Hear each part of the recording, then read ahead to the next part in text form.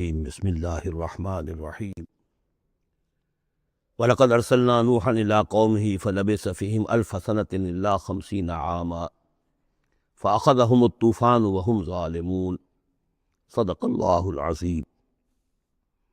رب اشرح لي صدری ويسر لي أمری واحلل عقدۃ من لسانی یفقہوا قولی۔ سورہ عنکبوت کے کل 7 رکوع ہیں۔ پہلا رکوع جیسا کہ میں عرض کر چکا ہوں کہ قرآن مجید کے اہم ترین مقامات میں سے ہے، خاص طور پر دعوت اور تحریک اور اللہ تعالیٰ کے دین کے غلبے کی جد و جہد میں جو مسائل درپیش ہوتے ہیں کارکنوں کو، اس دور میں جب کہ پرسیکیوشن ہو، ستایا جا رہا ہو، مشکلات آ رہی ہوں، قربانیاں دینی پڑے، تو اس کے جتنے بھی مسائل پیدا ہوتے ہیں ان سب کا بہت ہی جامع جو بیان ہے اور رہنمائی ہے وہ اس رکوع میں آ چکی ہے۔ تو یہ نوٹ کر لیجئے کہ مطالعہ قرآن حکیم کے جس منتخب نصاب کا میں تذکرہ کرتا رہا ہوں کہ چند دنوں سے، اس کا جو 5واں حصہ ہے، اس کا پہلا سبق جو ہے وہ اسی سورہ عنکبوت کے پہلے رکوع پر مشتمل ہے، اور یہ اس حصے کا یوں سمجھیے کہ بمنزلہ فاتحہ ہے اس حصے کے لیے۔ اب جو بقیہ 6 رکوع ہیں ان میں 3 میں انباء الرسل کا معاملہ آ رہا ہے، لیکن ظاہر بات ہے کہ یہاں جو انباء الرسل آ رہے ہیں تو بیچ بیچ میں خاص طور پر یہی جو مسئلہ ہے بیک گراؤنڈ میں جو مسلمانوں کے مسائل درپیش ہیں، اور جو اس وقت حضور صلی اللہ علیہ وسلم اور آپ کے ساتھی جن مسائل سے دوچار ہیں، اور جو کچھ کہ کشاکش جو ہے مکے میں ہو رہی ہے اہل کفر اور اہل ایمان کے مابین، تو اس کے یوں سمجھیے بٹوین دی لائنز وقفے وقفے سے اس کی طرف بھی اشارے ہیں۔ پھر جو بقیہ 3 رکوع رہ جائیں گے، ان 3 رکوعوں میں 2 لڑیاں ہیں جو بٹی ہوئی ہیں۔ ایک لڑی میں خطاب ہے مشرکین عرب کی طرف، اور ایک لڑی میں جو اہل ایمان تھے، جو حضور صلی اللہ علیہ وسلم پر ایمان لائے تھے، جو ان مشکلات سے دوچار تھے، وہاں بھی پھر گن کر 10 ہدایات ان کو دی گئی ہیں۔ لیکن وہاں یہی ہے کہ وہ بٹی ہوئی ہولی کی وجہ سے لڑیاں وہ کٹا پھٹا معاملہ ہوگا، جیسے کہ سورہ بقرہ میں آپ کو بتا چکا ہوں یا سورہ نساء میں۔ وَلَقَدْ أَرْسَلْنَا نُوحًا إِلَىٰ قَوْمِهِ، اور ہم نے بھیجا تھا نوح کو اس کی قوم کی طرف، فَلَبِثَ فِيهِمْ أَلْفَ سَنَةٍ إِلَّا 50 عَامًا، تو رہا ان کے مابین وہ 1000 برس سے صرف 50 برس کم، 950 برس۔ حضرت نوح کا ذکر کتنی مرتبہ آ چکا ہے، لیکن یہ بات پہلے کبھی نہیں کہی گئی، یہاں کیوں کہی گئی کہ اے مسلمانوں تم ابھی پریشان ہو گئے ہو، ابھی عشق امتحان اور بھی ہیں۔ اور جیسے کہ سورہ انعام میں آیا تھا، اے نبی اگر آپ کو یہ جھٹلا رہے ہیں وَإِن يُكَذِّبُوكَ فَقَدْ كُذِّبَ رُسُلٌ مِّن قَبْلِكَ، تو آپ سے پہلے ہمارے رسول تھے، انہوں نے صبر کیا۔ ذرا یاد کیجئے کہ ہمارے بندے نوح نے صلی اللہ علیہ السلام 950 برس تک صبر کیا۔ تو اے مسلمانوں تم سوچو، تم ابھی سے گھبرا گئے ہو۔ یہ موج پریشاں خاطر کو پیغام لبے ساحل نے دیا ہے، دور وصال بحر کبھی تو موجوں میں گھبرا بھی گئی۔ فَأَخَذَهُمُ الطُّوفَانُ وَهُمْ ظَالِمُونَ، تو اس کی قوم کو، حضرت نوح کی قوم کو آ پکڑا طوفان نے، اور وہ ظالم تھے، گناہگار تھے۔ فَأَنجَيْنَاهُ وَأَصْحَابَ السَّفِينَةِ، تو ہم نے بچا لیا اس کو یعنی حضرت نوح کو اور کشتی والوں کو۔ وَجَعَلْنَاهَا آیَةً لِّلْعَالَمِينَ، اور اسے ہم نے بنا دیا تمام جہانوں کے لیے، تمام جہان والوں کے لیے ایک نشانی۔ وَإِبْرَاهِيمَ، اور ہم نے بھیجا ابراہیم کو، اذ قال لقومہ، جب کہ اس نے کہا اپنی قوم سے، اعبدوا اللہ واتقوہ، اللہ کی بندگی اختیار کرو اور اس کا تقوی اختیار کرو۔ ذالکم خیر لکم ان کنتم تعلمون، یہی تمہارے لیے بہتر ہے اگر تم سب اگر علم رکھتے ہو۔ انما تعبدون من دون اللہ اوثانا، یہ جن کو تم پوج رہے ہو اللہ کو چھوڑ کر، یہ تو صرف کوئی بت ہیں، ان کے تھان ہیں جو تم نے بنا لیے ہیں۔ وتخلقون افکا، اور تم نے جھوٹ موٹ گھڑا ہوا ہے، یہ اس کی کوئی بنیاد نہیں، کوئی سند نہیں، نہ عقل میں اور نہ ہی کسی اللہ کی اتاری ہوئی کتاب میں۔ ان الذین تعبدون من دون اللہ لا یملکون لکم رزقا، یہ لوگ جنہیں تم پوجتے ہو اللہ کے سوا، وہ تمہیں رزق نہیں دینے کا اختیار رکھتے۔ فابتغوا عند اللہ الرزق، تو رزق تلاش کرو اللہ کے پاس، اللہ سے مانگو رزق، اللہ سے اپنی مشکل کشائی کی درخواست کرو، اللہ سے اپنی حاجت روائی کے لیے دعا کرو۔ وَاعْبُدُوهُ، اور اس کی بندگی کرو، وَاشْكُرُوا لَهُ، اور اس کا شکر ادا کرو، الیہ ترجعون، یقیناً اسی کی طرف تم لوٹا دیے جاؤ گے۔ اب یہ ذکر حضرت ابراہیم کا کر کر طویل جو ہے ایک جملہ معترضہ آ رہا ہے کہ رخ موڑ دیا گیا ہے اس وقت جو کشاکش ہو رہی تھی حضور کے اور مشرکین مکہ کے درمیان، اب ذکر اس کا ہو رہا ہے۔ وَإِن تُكَذِّبُوا، گویا کہ اب خطاب ہو رہا ہے اہل مکہ سے، اور اگر تم جھٹلا رہے ہو فَقَدْ كَذَّبَ أُمَمٌ مِّن قَبْلِكُمْ، تو دیکھو تم سے پہلے بہت سی قوموں نے جھٹلایا۔ وما علی الرسول الا البلاغ المبین، اور ہمارے رسول پر محمد پر صلی اللہ علیہ وسلم کوئی ذمہ داری نہیں ہے سوائے واضح طور پر اور صاف صاف پہنچا دینے کے۔ اولم یروا کیف یبدی اللہ الخلق ثم یعیدہ، کیا وہ دیکھتے نہیں ہے کیسے اللہ تعالیٰ تخلیق پہلی مرتبہ کرتا ہے پھر وہ دوبارہ بھی کرے گا۔ ان ذلک علی اللہ یسیر، اور یہ اللہ تعالیٰ پر بہت آسان ہے۔ قل سیروا فی الارض فانظروا، اور تو ان سے کہیے کہ ذرا گھومو پھرو زمین میں اور دیکھو کیف بدا الخلق، کیسے اللہ تعالیٰ پہلے تخلیق کیا ہے اس نے خلق کو، ثم اللہ ينشئ النشأة الآخرہ، پھر اللہ اٹھائے گا یا اٹھاتا ہے۔ دنیا میں بھی ہو رہا ہے کہ کھیتی جو ہے وہ ختم ہو گئی، پھر اگلی پھر فصل آ گئی، پھر فصل آ گئی، یہ تو ایک سائیکل چل رہا ہے، اور پھر یہ کہ اللہ تعالیٰ دوسری مرتبہ تمہیں اسی طرح اٹھا دے گا۔ نشأۃ آخرہ جو ہے آخرت کی، جو وہ تمہیں اٹھانا ہے وہ اللہ کے اختیار میں ہے۔ ان اللہ علی کل شیء قدیر، یقین اللہ ہر شے پر قادر ہے۔ یعذب من یشاء ویرحم من یشاء، وہ جس کو چاہتا ہے عذاب دیتا ہے دے گا، اور جس کو چاہے گا وہ رحم فرمائے گا۔ وَإِلَيْهِ تُقْلَبُونَ، اور اسی کی طرف تم لوٹا دیے جاؤ گے۔ وَمَا أَنْتُمْ بِمُعْجِزِينَ فِي الْأَرْضِ، اور تم اسے شکست نہیں دے سکتے زمین میں، ولا فی السماء، نہ آسمان میں، نہ زمین میں کہیں بھاگ کر نہ آسمان میں کہیں بھاگ کر اللہ کو عاجز کر سکتے ہو۔ وَمَا لَكُم مِّن دُونِ اللَّهِ بِوَلِيٍّ وَلَا نَصِيرٍ، اور نہیں ہے کوئی تمہارا اللہ کے سوا نہ حمایت، یعنی اللہ کے ورے یا اللہ کے مقابلے میں۔ یہ دون کا لفظ بہت سے معنی دیتا ہے عربی زبان میں، دیکھنا ہوتا ہے کس کانٹیکس میں کیا معنی ہے۔ اس کانٹیکس میں اللہ کے مقابلے میں تمہارا کوئی نہ ولی ہوگا نہ نصیر ہوگا، نہ کوئی حمایتی نہ مددگار۔ والذین کفروا بآیات اللہ ولقائہ، اور جن لوگوں نے کفر کیا اللہ کی آیات کا اور اس سے ملاقات کا انکار کیا، اولئک یئسوا من رحمتی، یہ وہ لوگ ہیں جو میری رحمت سے مایوس ہو چکے ہیں۔ واولئک لہم عذاب علیم، اور ان کے لیے دردناک عذاب ہے۔ یہاں یہ جملہ معترضہ ختم ہوا اور اب پھر حضرت ابراہیم کا تذکرہ آ رہا ہے۔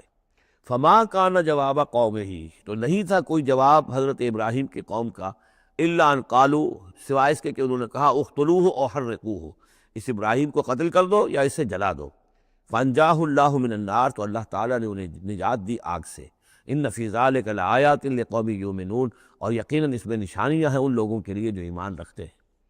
وقال انما اتخذتم من دون اللہ اوثانا مودۃ بینکم فی الحیاۃ الدنیا، اب یہ ہے جو بہت اہم جو بات ہے جو کہی ہے انہوں نے، اور انہوں نے کہا حضرت ابراہیم علیہ السلام نے کہ دیکھو تم نے جو یہ اللہ کے سوا بت بنا رکھے ہیں، انہیں پوجتے ہو، یہ بھی تم بھی جانتے ہو کہ ان کے پاس کچھ نہیں ہے، تم بھی جانتے ہو کہ ان کو کوئی اختیار حاصل نہیں ہے، تم بھی اب واقع ہو چکے ہو، میرے متنبع کرنے کے نتیجے میں تم آگاہ ہو چکے ہو کہ یہ تمہاری حماقت ہے، لیکن تم کیوں چمٹے ہوئے ہو؟ مودۃ بینکم فی الحیات الدنیا، دنیا کی زندگی میں تمہاری باہمی محبتیں جو ہے وہ چمٹا رہی ہیں۔ اب کیا کریں، ہماری قوم ہے، ہماری برادری ہے، ہمارا خاندان ہے، وہ سب یہی کر رہا ہے، میں اگر چھوڑ دوں گا تو میں آؤٹ کاسٹ ہو جاؤں گا، میں تو نکل جاؤں گا پھر برادری سے، اکیلا آدمی کیسا رہے۔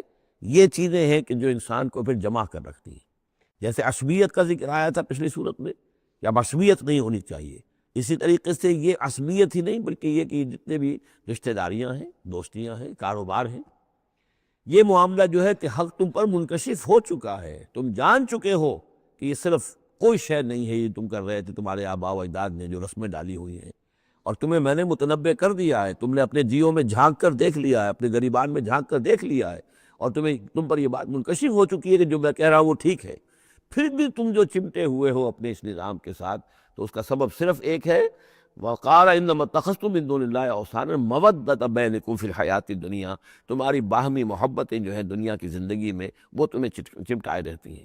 یہی معاملہ ہے اس دنیا میں، جب کوئی تحریک اٹھتی ہے اللہ کے دین کے کام کرنے کے لیے، اور بہت مخلص لوگ اس میں شامل ہوتے ہیں، محنت کرتے ہیں، کوشش کرتے ہیں۔ فرض کیجئے کسی شخص سے کوئی غلطی ہو گئی، کوئی غلط رخ مڑ گئی تحریک، اب وہ تحریک جو ہے وہ کافی عرصے کے بعد اس کے اثرات ظاہر ہوئے، اس کے نتائج جو لوگوں کے سامنے آ رہے ہیں، محسوس بھی ہو جاتا ہے کہ یہ واقعتاً ہم کسی غلط راستے پر آ گئے ہیں، لیکن یہ کہ پھر وہ ایک عصبیت جماعتی ایسی پیدا ہو جاتی ہے کہ سب کچھ ماننے کے باوجود پھر اس جماعت کو چھوڑنے کو تیار نہیں۔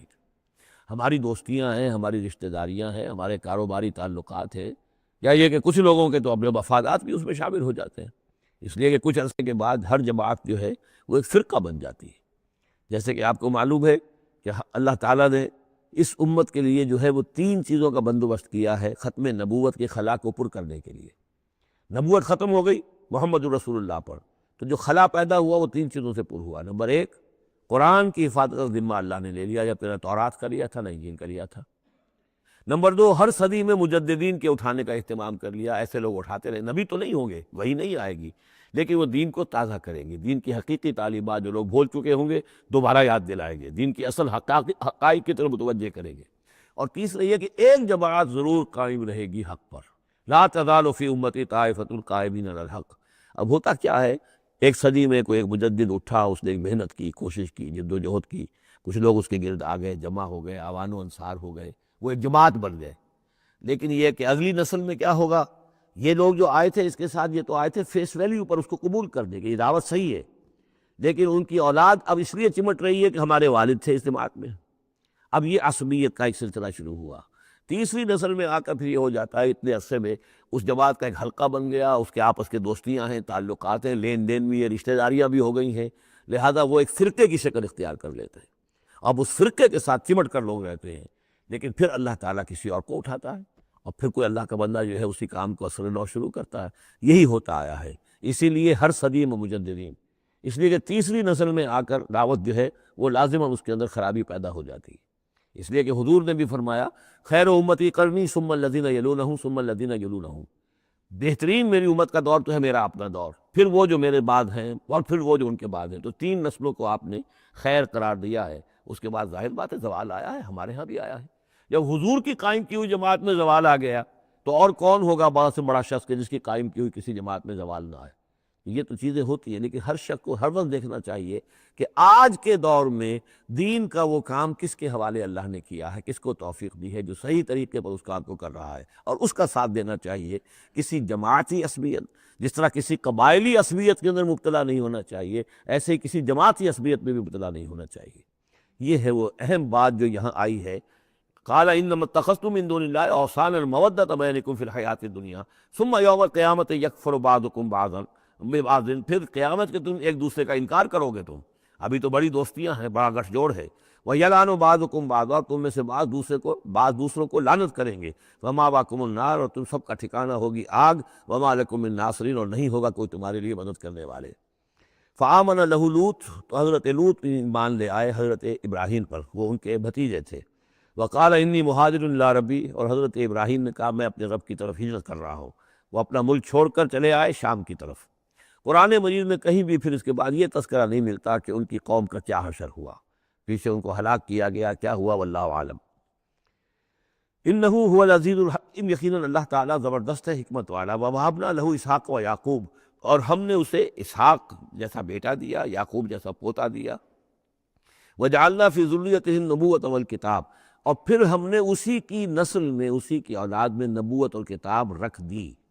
یہ نوٹ کر لیجئے کہ حضرت ابراہیم علیہ السلام کے بعد کوئی نبی، کوئی رسول اس دنیا میں ان کی نسل سے باہر نہیں آیا، لیکن یہ کہ ان کی نسل کہاں کہاں پھیلی ہے یہ ہم نہیں جانتے۔ حضرت ابراہیم کے بیٹے حضرت اسحاق، ان کی نسل کتنی تھی، کہاں کہاں گئی ہے۔ یہ تورات نے تو محفوظ رکھا ہے صرف یعقوب کو، اس لیے کہ بنی اسرائیل کیونکہ یہ لوگ ہیں، اس اپنی نسلی وہ جو بات تھی اس کے حوالے سے حضرت یعقوب کے بارے میں تو ساری چیزیں موجود ہیں۔ حضرت اسحاق کی کوئی اور بیٹا بھی تھا کہ نہیں تھا، عیسو تھا مثلا، تو وہ عیسو کہاں ہے، اس کی اولاد کہاں گئی۔ اس طرح بنی قطورہ، کئی بیٹے تھے حضرت ابراہیم کے حضرت قطورہ سے، تو ان میں سے صرف ایک کا ہمیں تذکرہ ملتا ہے، وہ ہے حضرت شعیب جس نسل میں آئے ہیں، مریم کی اولاد، باقی کہاں گئے۔ تو اسی طریقے سے یہ کہ یہ جو در حقیقت یہ اولاد ابراہیم کہاں کہاں پھیلی ہے، جیسے کہ میرا گمان ہے کہ ہندوستان میں بھی آئی ہے۔ نہ صرف یہ کہ ہو سکتا ہے کہ حضرت اسحاق کی اولاد میں سے عیسو کی اولاد آئی ہو اور وہ یہاں پر آباد ہوئی ہو، لیکن یہ کہ ان کا تعلق بھی یہ خاص طور پر برہمن طبقہ جو ہے، میں سمجھتا ہوں کہ وہ اسی طریقے سے ابراہیم کی نسل سے ہے۔ برہمن ابراہیم سے تعلق رکھنے والا برہمن، تو یہ میں سمجھتا ہوں کہ لفظی جو ہے اس کے مناسبت موجود ہے۔ واللہ عالم، یقین سے ہم نہیں کہہ سکتے، الا یہ کہ کوئی شخص ہسٹری کا اس کو اپنا ریسرچ کا موضوع بنائے، بڑا عالم ہو، وہ لائبریریاں جو ہے کھنگالے اور پرانی تاریخیں دیکھے، شاید۔ وَوَهَبْنَا لَهُ إِسْحَاقَ وَيَعْقُوبَ وَجَعَلْنَا فِي ذُرِّيَّتِهِ النُّبُوَّةَ وَالْكِتَابَ، ہم نے اسی کی نسل میں، اسی کی اولاد میں نبوت اور کتاب رکھ دی۔ طویل عرصے تک وہ نبوت و کتاب آتی رہی حضرت یعقوب کی اولاد میں، پھر آخری نبوت و رسالت حضرت اسماعیل کی اولاد میں۔ وَآتَيْنَاهُ أَجْرَهُ فِي الدُّنْيَا، ہم نے اسے اجر جو ہے دنیا میں بھی عطا فرمایا۔ وَإِنَّهُ فِي الْآخِرَةِ لَمِنَ الصَّالِحِينَ، اور یقیناً وہ آخرت میں ہمارے بڑے نیک بندوں میں سے ہیں۔ وَلُوطًا، اور ہم نے لوط کو بھیجا، إِذْ قَالَ لِقَوْمِهِ إِنَّكُمْ لَتَأْتُونَ الْفَاحِشَةَ، جب انہوں نے کہا اپنی قوم سے یہ جو قوم کہا گیا مجازن، حقیقتاً وہ قوم ان کی نہیں تھی، حضرت لوط جو ہے وہ تو بھیجے گئے ہیں ان شہروں کی طرف، یہی ایک استثناء ہے، ورنہ ہر قوم کی طرف رسول اسی کی امت اسی میں سے بھیجا گیا۔ لیکن چونکہ حضرت ابراہیم کے بعد کوئی رسول کسی اور قوم میں ہو نہیں سکتا، اس لیے عمورہ اور صدوم کی بستیوں میں جو بھیجے گئے وہ حضرت لوط ہیں جو حضرت ابراہیم علیہ السلام کے بھتیجے ہیں۔ انکم لتاتون الفاحشۃ، تم لوگ اس بڑی بے حیائی کا ارتکاب کر رہے ہو، ما سبقکم بہا من احد من العالمین، تمام جہان والوں میں کسی قوم نے تم سے پہلے یہ حرکت نہیں کی۔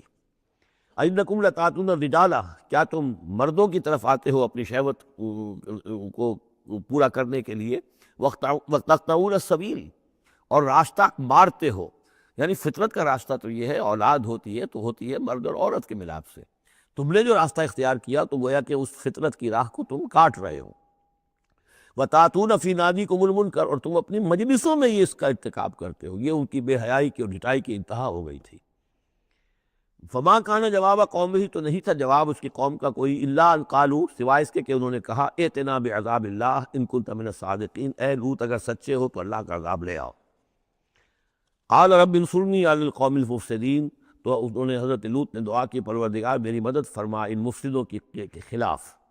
ولما جاءت رسلنا ابراہیم بالبشریٰ، اور جب ہمارے جو ایلچی تھے یعنی وہ جو فرشتے آئے تھے انسانی شکل میں ابراہیم کے پاس بشرا لے کر، بشارت لے کر حضرت اسحاق کی ولادت کی، قالوا انا مہلکو اہل ہذہ القریہ، انہوں نے کہا کہ ہم ہلاک کرنے کے لیے بھیجے گئے ہیں ان بستی والوں کو، ان اہلہا کانوا ظالمین، یقیناً اس کے جو بستی والے جو ہیں، اس بستی کے لوگ رہنے والے وہ بڑے ظالم ہیں، گناہ گار ہیں۔ قال ان فیہا لوطا، حضرت ابراہیم نے کہا اس میں تو لوط بھی تو ہے اسی بستی کے اندر۔ قالوا نحن اعلم بمن فیہا، انہوں نے کہا ہمیں خوب معلوم ہے کہ کون کون ہے اس میں۔ لننجینہ اہلہ الا امرأتہ، ہم اسے بچا لیں گے، نجات دیں گے اس کو بھی، اس کے گھر والوں کو بھی، سوائے اس کی بیوی کے، کانت من الغابرین، وہ ہوگی رہ جانے والوں میں۔ ولما ان جاءت رسلنا لوطا، اور جب وہ ہمارے ایلچی جو ہے وہ پہنچے حضرت لوط کے پاس، سیء بہم، ان کو دیکھ کر وہ پریشان ہوئے، وضاق بہم ذرعا، اور ان کا دل جو بہت تنگ ہوا، خوبصورت لڑکوں کی شکل میں آئے تھے۔ وقالوا لا تخف ولا تحزن، انہوں نے کہا نہیں آپ نہ کوئی خوف کھائیں اور نہ کوئی رنجیدہ ہو، انا منجوک واہلک، ہم تو آپ کو نجات دینے کے لیے آئے ہیں اور آپ کے گھر والوں کو، الا امرأتک، سوائے آپ کی بیوی کے، کانت من الغابرین، وہ پیچھے رہنے والوں ہی میں ہے۔ انا منزلون علی اہل ہذہ القریۃ رجزا من السماء، ہم نازل کرنے والے ہیں اس بستی کے رہنے والوں پر ایک آفت، ایک عذاب آسمان سے، بما کانوا یفسقون، بسبب اس فسق کے اور فجور کے اور گندگی کے جو وہ کر رہے تھے۔ وَلَقَدْ تَرَكْنَا مِنْهَا آیَةً بَيِّنَةً، اور ہم نے چھوڑ دیا اس میں سے، اس بستی میں سے کوئی نشانی جو ہے وہ اس وقت تک موجود ہوگی جب کہ قرآن نازل ہوا ہے، اسی لیے کہ قرآن کہتا ہے بار بار تم گزرتے ہو ان بستیوں کے کھنڈرات کے اوپر سے، بَيِّنَةً لِقَوْمٍ يَعْقِلُونَ، ان لوگوں کے لیے کہ جو عقل سے کام لے۔ وَإِلَىٰ مَدْيَنَ أَخَاهُمْ شُعَيْبًا، اور مدین کی طرف ہم نے بھیجا ان کے بھائی شعیب کو، فقال یا قوم اعبدوا اللہ، اور انہوں نے کہا کہ اے میری قوم کے لوگوں اللہ کی بندگی کرو، وارجوا الیوم الآخرہ، اور دیکھو آخرت کے دن کی، قیامت کے دن کی انتظار میں رہو، امید میں رہو، وہ قیامت کا دن آ کر رہے گا۔ ولا تعثوا فی الارض مفسدین، اور زمین میں فساد مچاتے مت پھرو۔ فکذبوہ، تو انہوں نے اس کو جھٹلا دیا، فاخذتہم الرجفۃ، تو انہیں آ پکڑا ایک زلزلے نے، فاصبحوا فی دارہم جاثمین، تو وہ اپنے گھروں کے اندر پڑے رہ گئے اوندھے ہوئے۔ وعادا وثمودا، اسی طرح عاد اور سمود، وقد تبین لکم من مساکنہم، اور تمہیں معلوم ہے کہ ان کے مسکن کہاں تھے، تمہارے لیے واضح ہیں کہاں رہتے تھے یہ، کہاں آباد تھے۔ بزین لہم الشیطان اعمالہم، اور شیطان نے ان کے لیے ان کے برے اعمال کو، مشرکانہ افعال کو مزین کر دیا تھا، اسی میں مگن تھے، خوش تھے۔ فصدہم عن السبیل، اور روک دیا تھا انہیں اللہ کے صحیح راستے سے، صراط مستقیم سے، جو صراط توحید ہے اس سے۔ وَكَانُوا مُسْتَبْصِرِينَ، حالانکہ وہ تھے بہت ہوشیار، بہت غور کرنے والے، سوچنے والے، بڑے دانشور تھے، لیکن یہ کہ یہ بڑے دانشور جو ہے کسی جگہ ایسا بھی ہوتا ہے، بہت بڑا عقل مند انسان جو ہے وہ اپنے ناک کے نیچے کے پتھر سے ٹھوکر کھاتا ہے۔ یہ، اور اس کی سب سے بڑی مثال جو ہے وہ ہمارے آج کل کے سائنسدان ہیں، کتنی باریکیاں دیکھ رہے ہیں اس کائنات کی، سب کچھ دیکھ لیا، اللہ نظر نہیں آتا، کہاں سے کہاں دیکھ رہے ہیں، کتنی بڑی بڑی ٹیلیسکوپس ہیں، کتنے ٹریلین وہ لائٹ ایئرز کے اوپر دریافت کر رہے ہیں کہ نیا ستارہ وجود میں آ گیا، سب کچھ ہو رہا ہے، لیکن یہ کہ ان تمام چیزوں کو دیکھنے کے باوجود ان کا دماغ اللہ کی طرف منتقل نہیں ہوتا۔ یہ ہے کہ ایک طرف سے اندھے، ایک آنکھ کھلی ہے، ایک آنکھ اندھی ہے۔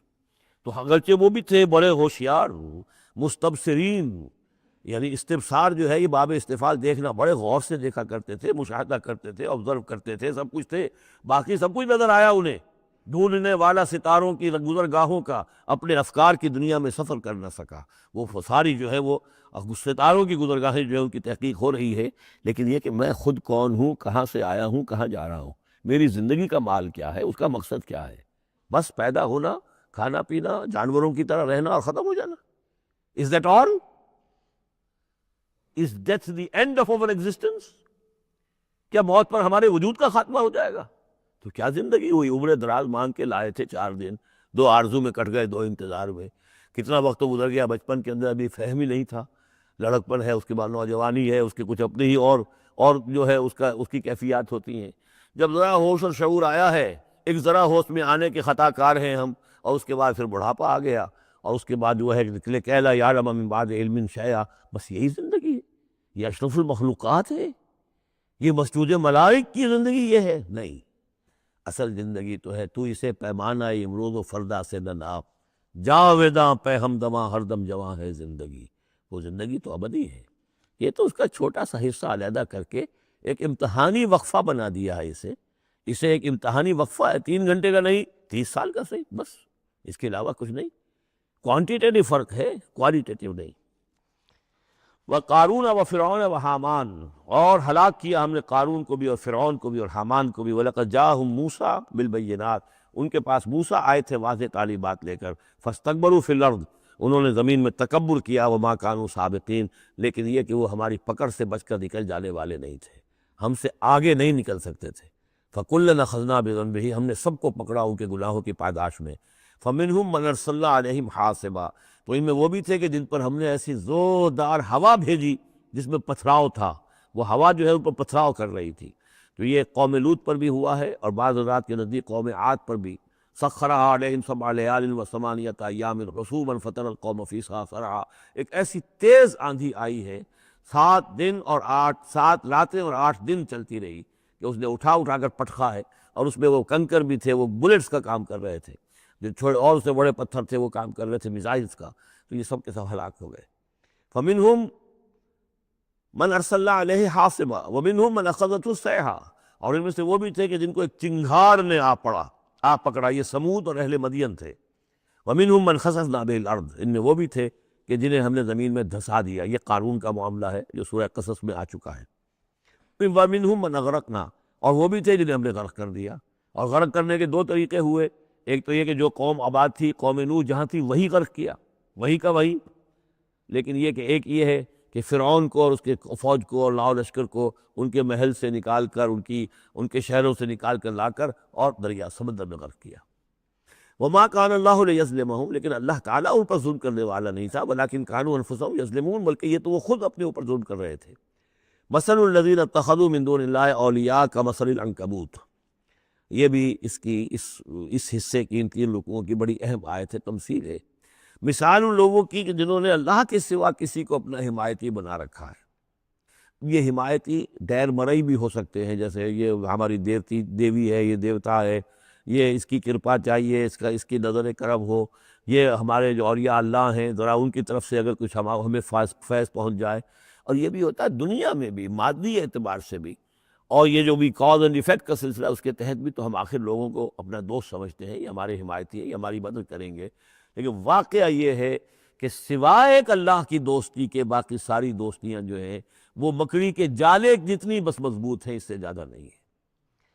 مثل الذین اتخذوا من دون اللہ اولیاء کمثل العنکبوت، جن لوگوں نے اللہ کو چھوڑ کر کسی اور کو اپنا پشت پناہ اور مددگار بنایا ہے، کسی اور پر توکل ہے، کسی اور پر سہارا ہے، امریکہ ہماری مدد کرے گا۔ وہ جو کچھ 71 میں ہوا وہ آپ کو معلوم ہے، وہ بیڑا اس کا جہاز بھی آ رہا تھا، لیکن یہ کہ کوئی مدد ہماری نہیں کی گئی، کوئی نہیں ہے، کوئی کسی کا سہارا بننے والا نہیں ہے۔ سہارا تو اگر کوئی ہے تو وہ اللہ ہے، لیکن اس کو تم نے چھوڑ دیا، اس کو سہارا نہیں بنایا۔ مثل الذین اتخذوا من دون اللہ اولیاء کمثل العنکبوت اتخذت بیتا، یہ مکڑی بھی تو ایک گھر بناتی ہے، جالا بناتی ہے۔ وَإِنَّ أَوْهَنَ الْبُيُوتِ لَبَيْتُ الْعَنكَبُوتِ، اور سب جانتے ہیں کہ تمام گھروں میں سب سے زیادہ کمزور گھر وہ اس مکڑی کا گھر ہے۔ لَوْ كَانُوا يَعْلَمُونَ، کاش کہ انہیں معلوم ہوتا۔ ان اللہ یعلم ما یدعون من دونہ من شیء، اللہ خوب جانتا ہے کہ جس کو یہ پکار رہے ہیں اللہ کے سوا کوئی شے ہے ہی نہیں۔ وَهُوَ الْعَزِيزُ الْحَكِيمُ، اور وہ زبردست ہے حکمت والا۔ وَتِلْكَ الْأَمْثَالُ نَضْرِبُهَا لِلنَّاسِ وَمَا يَعْقِلُهَا إِلَّا الْعَالِمُونَ، اور یہ مثالیں ہیں کہ جو ہم لوگوں کے لیے بیان کرتے ہیں لیکن نہیں سمجھتے ان سے مگر وہی لوگ کہ جو علم رکھنے والے ہیں۔ خلق اللہ السماوات والارض، اللہ تعالیٰ نے آسمان و زمین تخلیق فرمائے بالحق، حق کے ساتھ۔ ان فی ذلک لآیۃ للمؤمنین، یقیناً اس میں نشانی ہے اہل ایمان کے لیے۔ اب یہ جو بقیہ 3 رکوع ہیں 21ویں پارے میں آ رہے ہیں، یہ جیسا کہ میں نے کیا اس میں 2 لڑیاں ہیں بٹی ہوئی۔ ایک لڑی ہے خطاب اہل ایمان سے، یہاں ایک جگہ آپ کو مل جائے گا کہ براہ راست خطاب بھی ہے، یا عبادی الذین آمنوا، یا ایھا الذین آمنوا والا جو ہے کہ جو مدنی صورتوں میں جو خطاب کا صیغہ ہے وہ تو یہاں بھی نہیں آیا لیکن براہ راست خطاب کیا ہے۔ لیکن یہ کہ اگر گنتی کریں گے تو کچھ 10 احکام اور دیے گئے ہیں ان لوگوں کو جو دین کے لیے کسی محنت کے اندر جد و جہد میں، اس کو غالب کرنے کی کسی کوشش میں، اس کی تحریک میں، اس کی دعوت میں لگے ہوئے ہوں، اور اس میں ان کے لیے مصائب ہوں، مشکلات ہوں، تکالیف ہوں، پریشانیاں ہوں، تو ان کے لیے کیا ہدایات ہیں۔ سب سے پہلی ہدایت، 100 ہدایتوں کی ایک ہدایت، اتل ما اوحی الیک من الکتاب، تلاوت کرتے رہا کرو اس شے کی جو وحی کی گئی ہے آپ کی جانب کتاب میں سے۔ یہی ہم پڑھ چکے ہیں سورہ کہف میں بھی، وَاتْلُ مَا أُوحِیَ إِلَيْكَ مِن کِتَابِ رَبِّكَ لَا مُبَدِّلَ لِکَلِمَاتِهِ وَلَن تَجِدَ مِن دُونِهِ مُلْتَحَدًا۔ وہی بات، سب سے بڑا سہارا بندہ مومن کا کیا ہے؟ اللہ پر جتنا یقین ہوگا، اللہ پر جتنا بھروسہ ہوگا، اللہ سے جتنا تعلق ہوگا اتنا ہی صبر کرے گا۔ وَاصْبِرْ وَمَا صَبْرُكَ إِلَّا بِاللَّهِ، اور اللہ کے ساتھ تعلق کا سب سے بڑے ذریعہ یہ قرآن مجید ہے۔ طرفوا بِأَيْدِيكُمْ وَطَرَفُوا بِيَدِ اللَّهِ، اس کا ایک سرا تمہارے ہاتھ میں ہے، ایک سرا اللہ کے ہاتھ میں ہے۔ القرآن حبل اللہ الممدود من السماء الی الارض، حضرت عبداللہ ابن مسعود کی روایت کردہ حدیث ہے، حضور نے فرمایا یہ اللہ کی رسی ہے، مضبوطی کے ساتھ تھام لو اس کو، یہ تنی ہوئی ہے زمین سے آسمان تک۔ تو واعتصموا بحبل اللہ جمیعا، تو اس کے لیے یہ کہ قرآن پڑھا کرو۔ اتل ما اوحی الیک من الکتاب واقم الصلاۃ، اور قرآن کے بعد نمبر 2 نماز قائم کرنا۔ یہ نماز جو ہے اقم الصلاۃ لذکری، یہ سورہ طٰہٰ میں ہم پڑھ آئے ہیں، حضرت موسیٰ کو پہلی وحی ہو رہی ہے، پہلی گفتگو ہو رہی ہے کوہ طور پر، اقم الصلاۃ لذکری ان الصلاۃ تنہیٰ عن الفحشاء والمنکر، یقیناً یہ نماز روکتی ہے بے حیائی کے کاموں سے بھی اور برے کاموں سے بھی۔ وَلَذِکْرُ اللّٰہِ اکبر، اور جان لو اللہ کا ذکر سب سے بڑی شے ہے۔ یہاں ذکر کو علیحدہ نہ سمجھیں، یہی ذکر ہے۔ قرآن جو ہے الذکر ہے، ہم نے سورہ ہجر میں دیکھا الذکر انا نحن نزلنا الذکر وانا لہ لحافظون، تو ذکر میں سب سے پہلے قرآن ہے۔ نمبر 2 اقم الصلاۃ لذکری، نماز قائم کرو میری یاد کے لیے۔ قرآن تو ہے ہی مجسم ذکر، نماز ذکر کے لیے ہے۔ اور تیسری چیز کیا ہے؟ ادعیہ معصورہ ہیں محمد رسول اللہ صلی اللہ علیہ وسلم کی، زندگی کا ہر کام کرتے ہوئے دعا ہے۔ آپ بیت الخلاء میں داخل ہو رہے ہیں تو دعا ہے، نکل رہے ہیں تو دعا ہے، گھر سے باہر جا رہے ہیں دعا ہے، گھر میں داخل ہو رہے ہیں دعا ہے، شیشہ دیکھا ہے تو دعا ہے، کپڑے بدلے ہیں دعا ہے، ہر کام کیجئے، لیکن یہ کہ آپ کا اس وقت اللہ کے ساتھ ذہنی رشتہ قائم رہتا ہے۔ چوتھے نمبر پر جو بھی اور حضور نے فرمائے ہیں کہ 33 مرتبہ سبحان اللہ اور 33 مرتبہ الحمدللہ اور اللہ اکبر، یہ بھی ذکر ہے۔ تو یہ تمام شکلیں ذکر کی ہیں، صرف کسی ایک شے کو ذکر نہ سمجھے ہمارے ہاں یہ بن گیا بس اللہ اللہ کر رہے ہیں تو ذکر ہے، نہیں، ذکر میں سب سے پہلے قرآن کی تلاوت ہے۔ اتل ما اوحی الیک من الکتاب واقم الصلاۃ ان الصلاۃ تنہیٰ عن الفحشاء والمنکر ولذکر اللہ اکبر واللہ یعلم ما تصنعون۔ ایک تو یہ ہدایت ہو گئی، اللہ خوب جانتا ہے جو تم کر رہے ہو۔ دوسری ہدایت ولا تجادلوا اہل الکتاب الا باللتی احسن، جنہیں پہلے تم سے کتاب دی گئی تھی ان سے جھگڑا مت کرو مگر بہترین طریقے پر، ان سے بات کرو تو بڑے ہی اسلوب سے کرو، خوبصورتی سے کرو، بات کو سمجھانے کے لیے کرو، ان کی توہین نہ ہو کہ جذبات کو آپ بھڑکنے نہ دیں، ان میں حمیت جاہلی جو ہے اپنی امکانیت تک تو کوشش کریں کہ وہ بھڑکے نہ، باقی پھر وہ جو کرتے ہیں اللہ کے ہاں وہ ذمہ دار ہوں گے، لیکن ان سے گفتگو کرو تو بڑے عمدگی کے ساتھ کرو۔ الا الذین ظلموا منہم، سوائے ان کے جو ان میں سے ناانصافی پر تل گئے ہوں۔ اب یہ استثناء جو ہے 2 معنی میں ہے، ایک تو یہ ہے کہ اس کا مطلب یہ کہ ان سے مجادلہ کرو ہی نہ، اور دوسرے یہ کہ اگر ان کے ساتھ کسی وقت کوئی سختی بھی کرنی پڑے، کوئی سخت جملہ بھی کہنا پڑے تو اجازت ہوگی، جہاں معلوم ہو جائے کہ یہ ہٹ درمی کے اوپر جو ہے آ گیا ہے تو وہاں اس دونوں کا امکان پیدا ہو جائے گا۔ وَقُولُوا، لیکن تمہیں ان سے کہنا کیا ہے یہ بھی سمجھ لو تاکہ اب اس کو یہ سمجھیے کہ یہ ہمیں مسلمانوں میں جب کام کرنا ہے، مسلمان سو گئے ہیں، بھول گئے اپنے سبق کو، انہیں یاد دلانا ہے تو اسی انداز میں انہیں یاد دلانا ہے۔ قولوا آمنا بالذی انزل الینا وانزل الیکم، ان سے کہو بھائی ہم تو ایمان رکھتے ہیں اس پر بھی جو تو ہماری طرف نازل کیا گیا اور اس پر بھی جو آپ کی طرف نازل کیا گیا۔ وَإِلٰہُنَا وَإِلٰہُکُمْ واحد، اور یہ تو نہیں ہے کہ ہمارا خدا کوئی اور ہے تمہارا خدا کوئی اور ہے، ہمارا الہ اور تمہارا الہ ایک ہی تو ہے۔ وَنَحْنُ لَهُ مُسْلِمُونَ، اور ہم تو اسی کے سامنے فرما بردارانہ اپنا سر جھکا چکے ہیں۔ وَكَذَلِكَ أَنزَلْنَا إِلَيْكَ الْكِتَابَ، اے نبی اسی طرح ہم نے آپ کی جانب یہ کتاب نازل کی ہے۔ فَالَّذِينَ آتَيْنَاهُمُ الْكِتَابَ يُؤْمِنُونَ بِهِ، تو وہ لوگ جنہیں ہم نے کتاب دی ہے، یہود و نصارہ، ان میں بھی وہ لوگ ہیں جو اس پر ایمان لائیں گے، یہ جو ایمان لا رہے ہیں۔ جیسا کہ ہم پڑھ چکے ہیں کہ وہ آئے تھے کچھ لوگ جو حبشہ سے ایک وفد کی شکل میں، اور مکے والوں نے انہیں ستایا بھی، استہزاء بھی کیا، لیکن وہ لوگ وہ تھے جو پہلے حضرت عیسیٰ پر ایمان رکھتے تھے، عیسائی تھے، اور اب محمد پر بھی ایمان رکھتے ہیں، تو اللہ تعالیٰ نے ان کو دوہرا اجر دیا، مرتین۔ وَمِنْ هَؤُلَاءِ مَن يُؤْمِنُ بِهِ، اور ان میں سے یعنی مشرکین مکہ میں سے بھی بہت سے لوگ ہیں جو ایمان لائے ہیں اور ابھی لا رہے ہیں یا لائیں گے۔ وَمَا يَجْحَدُ بِآيَاتِنَا إِلَّا الْكَافِرُونَ، اور ہماری آیات کا انکار تو نہیں کرتے سوائے وہی کہ جو ناشکرے ہیں اور جو کفر کر اڑ گئے ہوں۔ اب ایک اور دیکھیے دلیل، اب یہ حصہ جو ہے یہ دوسری ڈوری آ گئی کہ جس میں روئے سخن جو ہے مشرکین کے ساتھ رد و قضا والی بات ہے۔